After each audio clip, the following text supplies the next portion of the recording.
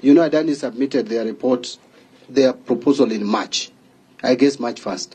Yes. Then KAA cleared it on 1st. And it went to the Line State Department of Transport on 1st. That, to me, is a serious high-level efficiency. Payment was done on 8th? Of the guys who cannot make profit. Actually, payment on 8th may not be a problem, because actually they should even submit that payment with the proposal. But that speed was too fast. I think that could be left for KAA and the line ministry, because I also engaged my team and asked, hey, this speed looked very fast. But again, you know, you can't use that unless you have any evidence to fault a government, because then what would you be telling government departments? I think, Waziri, that one we will get KAA to answer. Please, since you've also asked, so I think we will ask KAA to come in. Yeah, you can also tell.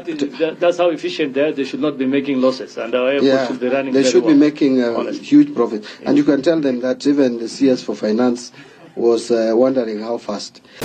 Chair, let me make it clear. Number one, that there is World Bank sites where you can get this information, and that was checked. Two, the proponent provided what we call notarized documents by external counsel. So if you have all that, and they are supporting, and this at this stage, Chair, I want us to also be very clear. There are two due diligence that need to be done. The first one is a preliminary due diligence, which is high level. And then there will now be a detailed due diligence under Section 7, which is now going on. So not all due diligence would be done at that stage. There is due diligence that you do to give way and give room to the next. That is why there are timelines. Some of the timelines are very short, by the way. So, Chair, I want to say that this process is ongoing. As a matter of fact, if it went to conclusion, the Senate would now be investigating a matter that has all the facts presented. But as it is, there are certain aspects of it that could still be ongoing. And I know you're new in the department, but also from your documentation, this PIP came in April 2023. But it was only acted upon in March 2024.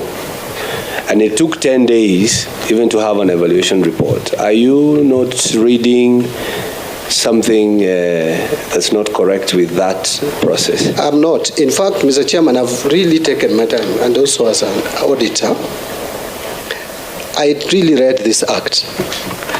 The proposal that was submitted in 2023 did not proceed further. And there could be many reasons. In fact, this project of procurement is a very interesting one, PIP. If you don't comply, then it just stops. And you can resubmit again. So the one that we are dealing with, Chair, is the one for March 1st, 2024. The one for 2023, April, did not proceed. And there were other interested parties which, instead of bringing a PIP proposal, as is expected by law, brought expressions of interest. And there is nowhere in the law where it is provided that you proceed with the expression of interest. I've had questions asked that there are other people who are interested. There is no PIP on JKIA. A point of order, Those Chair. were expressions of interest. Point of order, Chair. I think the CS is misleading the committee. You yourself have listed the procurement methods that are allowed under the PPP Act. In your own response, you have said competitive bidding is a way of procurement under this Act. Why are you ruling out expression of interest? It's a competitive bidding process. But, Chair, I was responding to PIP. We have three methods. The contracting authority can choose any. 4 methods. The contracting authority can choose any. I'm not ruling out expression of interest. Chairman, that is where the problem is. It cannot make sense that it is up to the procuring entity to determine which process it will going to use. So CS Mbadi, when did, because the CS for transport was in the Senate in 2023, and he told us publicly that the policy of government was to float an expression of interest, international one, for the development of JKIA. When did that policy change? Because you cannot tell us that you leave it to the procuring entity to determine PIP, and yet PIP, by its own nature, is supposed to be unsolicited. So if KA secretly decide that we're only going through privately initiated proposals, how do they just sit in the dark and wait for people to initiate proposals? That does not make any sense.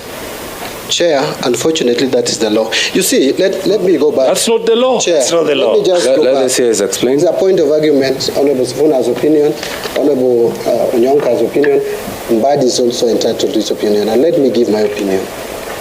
This area of PPP, honorable members, is a new area. That is why we came up with a law in 2021. And if you look at the act, I wish I had that act. Where is it?